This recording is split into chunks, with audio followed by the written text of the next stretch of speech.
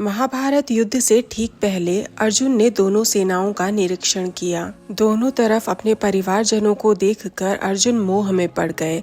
युद्ध शुरू होने से ठीक पहले अर्जुन के हाथ से उनका गांडीव छूट गया। भगवान श्री कृष्ण ने अर्जुन को समझाया कि वो अपनी दुर्बलता का त्याग करके युद्ध करें, यही उनका धर्म है। पर अर्जुन नहीं उठे। तब श्री कृष्ण ने अर्जुन को वो ज्ञान दिया जिससे उनकी सारी दुविधाएं दूर हो सकें और वो अपने कर्तव्य का पालन कर सकें। महाभारत के इस अध्याय को भगवत गीता के नाम से जाना जाता है। इस वीडियो में मैं भगवान श्री कृष्ण द्वारा दिए गए गीता ज्ञान को संक्षेप में बताने की कोशिश करूंगी। अर्जुन श्री कृष्ण भगवान से कहते हैं, हे मधुसूदन, मैं पितामह भीष्म और गुरु द्रोण के विरुद्ध युद्ध कैसे कर सकता हूँ? उन्हें मारने से तो अच्छा है कि मैं भिक्षा में अन्न ग्रहण करके पूरा जीवन व्यतीत कर दूं। ये कहकर अर्जुन शोक में डूब गए। भगवान श्री कृष्ण अर्जुन से कहते हैं, तुम ऐसे लोगों के लिए शोक कर रहे हो जो इसके लायक भी नहीं है। तुम बुद्धिजीवियों की तरह बातें करते हो, पर ये भी नहीं जानते कि एक सच्चा बुद्धिजीवी किसी के प्राण जाने या किसी के प्राण रहने पर शोक नहीं करता। यहाँ श्री कृष्ण अर्जुन को बताने की कोशिश कर रहे हैं कि एक बुद्धिमान मनुष्य जानता है कि मृत्यु बस शरीर की होती है, आत्मा की नहीं। आत्मा तो अजर अमर है। जिस प्रकार मनुष्य इस शरीर में बालपन को धारण करता है, फिर युवावस्था को प्राप्त करता है और बूढ़ा हो जाता है, उसी प्रकार मृत्यु के बाद आत्मा दोबारा नया शरीर धारण करती है और वही चक्र दोबारा शुरू हो जाता है। भगवान श्री कृष्ण कहते हैं कि जिन इंद्रियों के कारण हमें सुख और दुख का अनुभव होता है वो स्थायी नहीं होती, वो हमारे शरीर के साथ ही खत्म हो जाती हैं। इसलिए एक बुद्धिमान मनुष्य सुख और दुख को समान मानता है। उनकी इंद्रियां उनको व्याकुल नहीं करती, इसलिए वो मोक्ष के अधिकारी होते हैं। वो जो सोचता है कि वो किसी को मार रहा है या उसके द्वारा किसी की मृत्यु हो रही है, वो कुछ नहीं जानता, क्योंकि आत्मा तो अमर है, न वो मारती है न मरती है, न उसका जन्म होता है और न उसकी मृत्यु होती है। जिस प्रकार शरीर पुराने वस्त्रों का त्याग करके नए वस्त्र धारण करता है, उसी प्रकार आत्मा भी पुराने शरीर को त्याग कर एक नए शरीर को धारण करती है। श्री कृष्ण कहते हैं कि हे अर्जुन, जब तुम्हें पता है कि आत्मा अमर है तो उसके मृत्यु का शोक क्यों? तुम क्षत्रिय हो, क्षत्रिय का तो धर्म होता है युद्ध करना। युद्ध भूमि में मारे जाने वाला क्षत्रिय भी खुद को भाग्यशाली ही मानता है, उसे स्वर्ग प्राप्त होता है। अगर तुम इस युद्ध में मारे गए तब तुम्हें स्वर्ग मिलेगा, और अगर तुम जीत गए तो तुम पृथ्वी पर राज करोगे। पर अगर तुम युद्ध में भाग ही नहीं लोगे तब सभी योद्धा मान लेंगे कि तुमने भय के कारण युद्ध नहीं किया। इससे तुम्हारी ही मानहानि होगी। जिसको यश मिला हो उसके लिए अपयश मृत्यु से भी भारी होता है। भगवान श्री कृष्ण अर्जुन से कहते हैं, न सुख के लिए न दुख के लिए, न लाभ के लिए न हानि के लिए, न विजय के लिए न पराजय के लिए युद्ध करो पार्थ, क्योंकि युद्ध ही तुम्हारा धर्म है। फिर कर्म योग के बारे में बताते हुए श्री कृष्ण भगवान ने कहा, कर्म योग की साधना करने वाले मनुष्य भय से मुक्त हो जाते हैं। इस मार्ग में मन निश्चय के साथ स्थिर होता है, और जो अस्थिर विचारों वाले मनुष्य होते हैं उनका मन अनेकों दिशाओं में भटकता है। तुम्हारा ध्यान कर्म पर होना चाहिए, कर्म फल पर नहीं।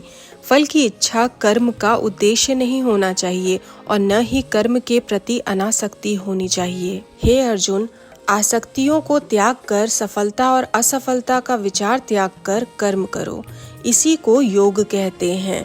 बुद्धिमान मनुष्य पाप पुण्य दोनों को इस लोक में ही त्याग करके इस लोक से मुक्त हो जाता है। इसलिए तुम योग में लग जाओ, क्योंकि योग ही कर्मों में कुशलता है, अर्थात कर्मों के बंधन से छूटने का उपाय है। क्योंकि ज्ञानी पुरुष कर्मों से उत्पन्न होने वाले फलों को त्याग कर जन्म रूपी बंधन से मुक्त होकर परमात्मा से जुड़ जाता है। इस प्रकार आसक्ति, मोह और वैराग्य के बारे में बताते हुए भगवान कर्म योग का महत्व अर्जुन को समझाते हैं। फिर अर्जुन पूछते हैं, हे केशव, समाधि में स्थित स्थिर बुद्धि वाला पुरुष जो परमात्मा को पाना चाहता है उसके क्या लक्षण हैं? श्री कृष्ण बोलते हैं, हे अर्जुन, जब कोई मोह का त्याग कर स्वयं से ही संतोष पा लेता है तब वह मनुष्य स्थिर बुद्धि का कहा जाता है। वो जिसका मन विपत्ति में भी शांत हो, जिसे काम और मोह आकर्षित न करे। जो भय, क्रोध और मोह से मुक्त हो वो मुनि स्थिर बुद्धि कहलाता है। भगवान श्री कृष्ण बताते हैं कि अपने इंद्रियों के वश में रहने वाले मनुष्य से उसके मोह की वस्तु तो दूर हो जाती है, पर उसकी आसक्ति दूर नहीं होती। पर परमात्मा से जुड़े मनुष्य की आसक्ति खत्म हो जाती है। भगवान श्री कृष्ण कई उदाहरणों से ये समझाने का प्रयास करते हैं कि मन को स्थिर रखने के लिए इंद्रियों को वश में रखना आवश्यक है। अर्जुन फिर पूछते हैं, हे केशव, अगर कर्म की अपेक्षा ज्ञान श्रेष्ठ है तो आप मुझे इस भयानक कर्म में क्यों लगा रहे?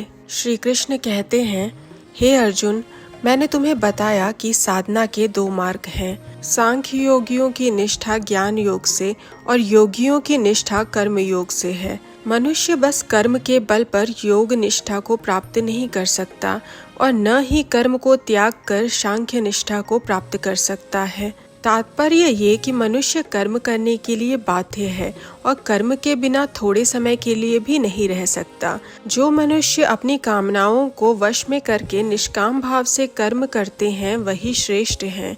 कर्म के महत्व को कई उदाहरणों से समझाते हुए श्री कृष्ण अर्जुन से कहते हैं, तुम निरंतर बिना किसी मोह या आसक्ति के कर्म करो, क्योंकि निष्काम अपना कर्म करने वाला मनुष्य परमात्मा को प्राप्त करता है। प्रजापति ब्रह्म ने समय की शुरुआत में यज्ञ सहित प्रजा की रचना की और प्रजा को ये निर्देश दिया कि वो यज्ञ के द्वारा अपनी इच्छाओं को पूर्ण करेंगे, क्योंकि यज्ञ से देवताओं की उन्नति होगी और देवता प्रजा की उन्नति के लिए तत्पर रहेंगे। आगे भगवान श्री कृष्ण कहते हैं, अन्न के कारण सभी प्राणी हैं और अन्न की उत्पत्ति वर्षा के कारण होती है। वर्षा यज्ञ से और यज्ञ उचित कर्मों से उत्पन्न होता है। कर्म का स्रोत वेद हैं और वेदों का स्रोत स्वयं परमात्मा है। इसलिए जो मनुष्य अपने कर्मों द्वारा कर्तव्य का पालन नहीं करता उसका जीवन व्यर्थ है। श्रेष्ठ मनुष्य जो आचरण करते हैं प्रजाजन भी वही करते हैं।